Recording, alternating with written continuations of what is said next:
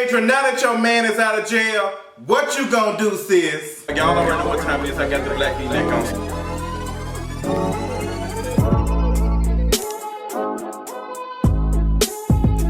What is the tea? The girls are fighting. So much has went down the last 2 days. I know I am late. I know you're sitting on some tea. I know you're sitting on some tea. Girl, that was a mess. But as you all know, I had an opportunity to host the reunion for Chasing Atlanta Season 3. And when I tell you, I enjoyed myself. If you are not following me on Kingeries on the Instagram account, honey, you need to be. The pictures are up there. I had a fantastic time. Shout out to Chasing Atlanta, the production, and everybody who made it a sickening reunion. We're still working on some other stuff behind the scenes. Shout out to my guy Andario and Kevon. Shout out to them. Shout out to all the folks who worked on that shit. But girl, I had to take a leave of absence because, child, after that, your sis was tired. Sugar was low, I needed a break, so much so. Let's get into the tea. So for those who do not know, I am doing channel memberships on my YouTube channel. You can pay $4.99 per month to support the channel and get access to exclusive content and behind the scenes of stuff that I do that everybody else don't get to see. So nothing changes for people who are not channel members. The people who are channel members just get access and early access to more content. But it's a great way to support my channel, support me and everything I'm doing. Y'all know YouTube got a lot they working on, but we finna get into all this stuff. So we got a lot to talk about. So sis, if you taking a long drive or you getting your hair done or feet done or whatever, girl, stay tuned because we got a 2-part Kingeries TV video. Let's start off with the queen of rap herself, Cardi B. I'm back. Cardi B, the former reigning, whatever you want to call her, the supreme. Y'all know I love to like just play around. Cardi B came on Instagram Live and did her latest spaz. Honestly, Cardi B should have her own radio show, similar to what Nicki Minaj was doing with Queen Radio, because sis be needing to vent every other week. So this time, sis wanted to respond to the jokes and stuff that were being made. So what if he wrote it or not? The fuck? I bet you motherfucking listen to it. I bet you rap that whole fucking song with your whole motherfucking heart, bitch. I bet every single motherfucking time your nigga fucked up, you be on some real ass bitch, give a fuck by the nigga with the accent. I bet y'all do it with the accent. I bet y'all put the accent. Same group of bitches that add to the picture. I bet y'all use they accent though. You're not using Lil Yachty accent, you using they accent. The fuck? I can't remember who it was, but they tweeted Megan Thee Stallion and they said, girl, we write our own songs, and things went like, people started making jokes, and I think this was after Act Up video came out, because y'all know Lil Yachty was in the video and he was like being funny, talking about something, I think you should say it like this and da da da. So it made it seem like that, you know, of course Lil Yachty is responsible for writing Act Up. And people were making jokes and saying that, you know, they are just reciting lyrics, they're karaoke artists and all that. So them bullets were being shot and it hit Cardi B ass like so much other stuff be hitting her. And sis got on Instagram and was just making fun of folks saying, oh girl, y'all be rapping and y'all be doing it in they accent and all this other stuff. But Cardi B, when we get on Instagram Live and we rap and we in the summer bop and doing that, since we ain't getting paid no millions of dollars, we just reciting the song and purchasing the music and streaming it. Like we ain't signing no contract deals to come out and do what you do. So Cardi B, I think that you know that you're not that talented. You know that you're not that talented. I'm not saying that you are not talented, but the way you move and the way you talk on social media lets me know that you don't think that you're talented. And I'm starting to believe that you're not truly talented because you keep saying that. I think you've been given a lot of stuff. You've received a Grammy. You've been nominated for so much. You're getting all this type of money. No matter how much them folks in their 360 are eating your coin, I feel like you are on the top, but you don't feel like it, and you feel like that you don't deserve what you're getting. So that's your fault. That's something that you need to work out, girl. But you spazzing out every week on Instagram Live, I've already talked about this so much that shit, it's just not it. Like, it's just not it. Young Miami had something to say about it. I don't think she was just as pressed as Cardi B was. But this, I have something to say on that, and I think I'll talk about that on the next week's episode of the For the Culture podcast about rapping versus like R&B music, because there's a lot of artists that are at the top who don't write their own music and don't do a lot of like production stuff when it comes to this stuff. They just sit up there and just sing the shit. But I think it's a little bit more when it comes to rap, because rap is just this raw emotional stuff, like things that the people are going through and experiencing. and they out here just talking about their lives. So we've already talked about artists and stuff, talking about some culture and stuff they've never experienced.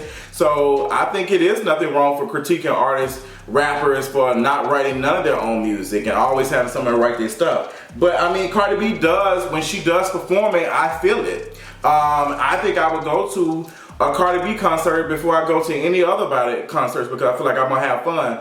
But sis, I want you to be confident in your stuff because I don't feel like you are. So get it together, sis. Let's talk about Jussie Smollett for a quick second. Jussie Smollett, as you all know, they were unsealing his documents, and the police department, Chicago PD, who I do not trust, started leaking information and stuff, and shit didn't sound right. Looking into it, apparently Jussie Smollett was buying drugs and stuff from the brothers or whatever, and that doesn't mean that he's a bad person or whatever, but he had communication with them, and some of the story like changed throughout his testimony, like the stuff that he gave, the testimony he gave the police wasn't matching what he said when he did the interviews and stuff. It's a bunch of mess. And Lee Daniels has came out and said that Jussie Smollett will not be on the final season of Empire. I've already talked about that several times, but I just want to reiterate it because it's coming back. Because people say, oh, I think Justice's going to be back, but Justice's not. I've always wanted to believe Jussie Smollett. I will say the first week I believed it. I didn't really pay attention to the stories, but once I started seeing him do interviews and other things when he was talking about when he was Tupac on the stage, stuff just wasn't clicking for me. Like my third eye was opening up. I was feeling like Willow Smith ass. And she just wasn't making no sense. So I'm not surprised sis was out here lying.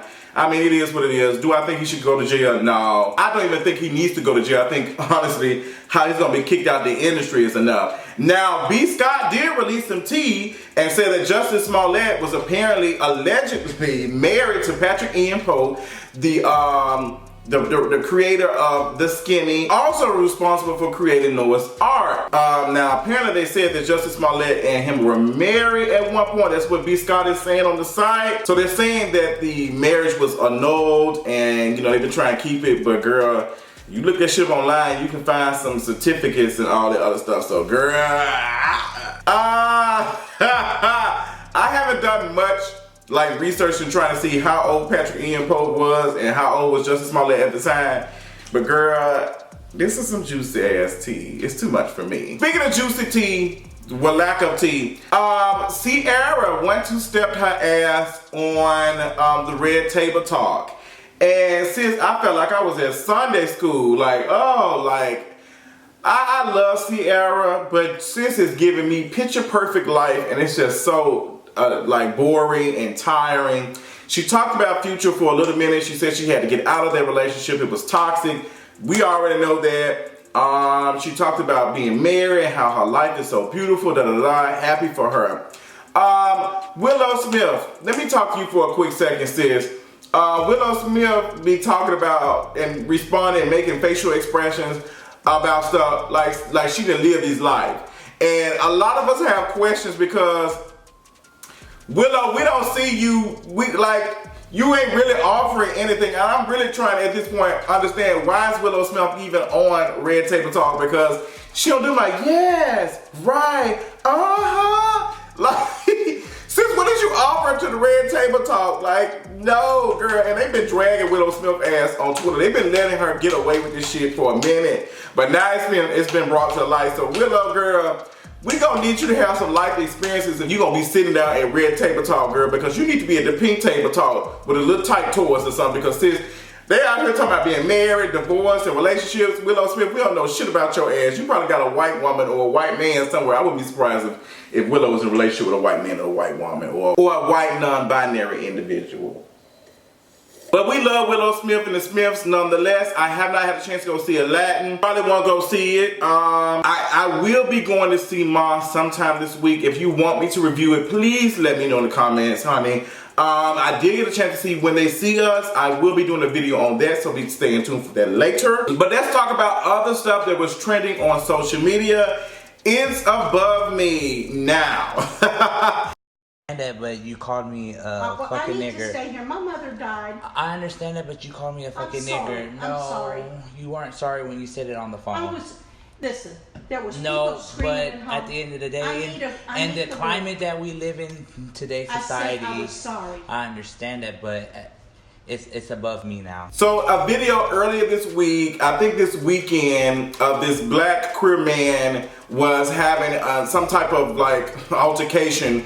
You know, it wasn't like physical, but it was like blah, blah, blah. He was having this banter, because I love the word banter after Nene said it on the reunion. So he was having this back and forth with this woman, and this woman apparently had called him the N-word. She had called him, she referred to him as the N-word on the phone before she got there. This told her it's the Best Western right across the street. So girl, you can go across the street, but you've already said it, sis. I heard you say it on the phone. It's above me now.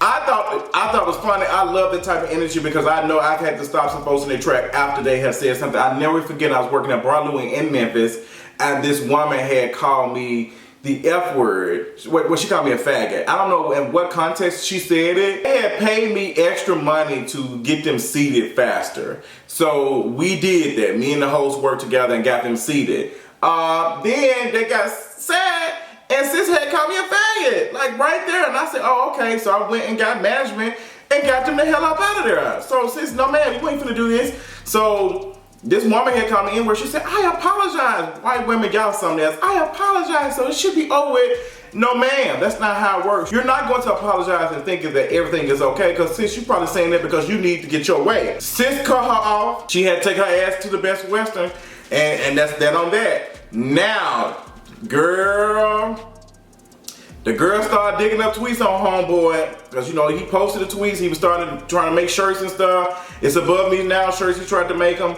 And sis, they had found some transphobic comments, girl. He was saying some ugly stuff about our trans sisters and brothers, and it was way too much. And some of the stuff was back from 2017, but even some of it was like 2-3 weeks ago, not even a month ago. So the girl, they got her ass right out of there. They said, oh girl, no ma'am, we ain't gonna do this. So as quick as he was made, he was let go. So I'm not gonna say cancel, because I don't think he necessarily cancel. I think he's gonna still be able to do some stuff, but I don't think he's gonna be able to go as further as he wanted to with that little shit. So instead of apologizing and recognizing that he said something that was garbage and hurt someone, he said that, oh girl, I said what I said. Basically just came off and just said, well, that's how I felt, and da-da-da-da, and just doubled down on it, didn't offer no apology.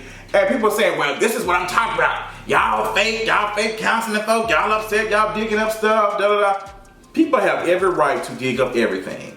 If you gonna record some shit, if your happy-go-lucky ass gonna sit up here and put your damn phone right up there and record your altercation of you getting into it with a white woman and post it on Twitter for us to react and support your ass after dealing with some racism, then girl, we gonna try to look and see what type of teas you serving us. And you were serving us transphobic teas. And it matters because I can't even count how many trans women have been killed this month alone, let alone last month, okay? And talk about that at the reunion on Chase Lounge, so y'all gonna get into that. Girl, yes, we gonna hold your feet to the fire, sis. And sis could have said, you know what, that shit was garbage, owned up to it and moved on, but he doubled down on it, and they got on his ass. And that's just exactly how it works. Like, people have the right to rescind and say, I'm not gonna support you. And they did not offer this man any more support.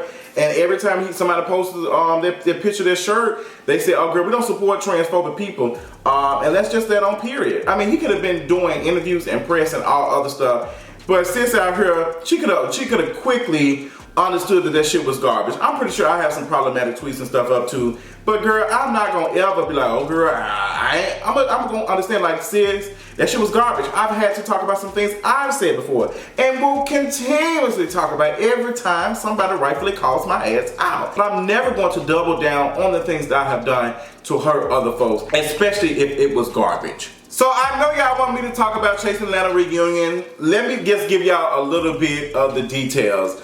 Chase Atlanta's reunion was iconic. I will say that. Girl, if I had to compare it to any reunion on any show, especially Love and Hip Hop franchise, I will give you all this. It gave me the tease of Jocelyn fighting the whole cast. I don't know what season that was, but I think they ran up on everybody. Jocelyn ran up on everybody. I think that was what she had told Aaron. She said, girl, give me my nigga hand back or some shit. She had went off. She's like, you know, what's up, fake ass bitch? Dad season. But we had a lot of serious moments and stuff, and we had some good ass moments. We had some funny shit. If you was not at the reunion, I'm sorry you did not make it, but you should definitely check out. I think they're gonna air the season finale tonight, and then the reunion should be out in the next week or two. I think they have enough content for about 3 parts of the reunion. Girl, she was tea. We had some fun, sis. We were laughing, cackling, but girl, when the girls was right here throwing them 2x4s and shit, bitch, I kinda got my ass out of there. I said, me and my man gotta go, girl. He gotta be at work. Bitch, I can't do all that. Shout out to everybody who loved my outfit. Shout out to my hairstylist. I love him so much.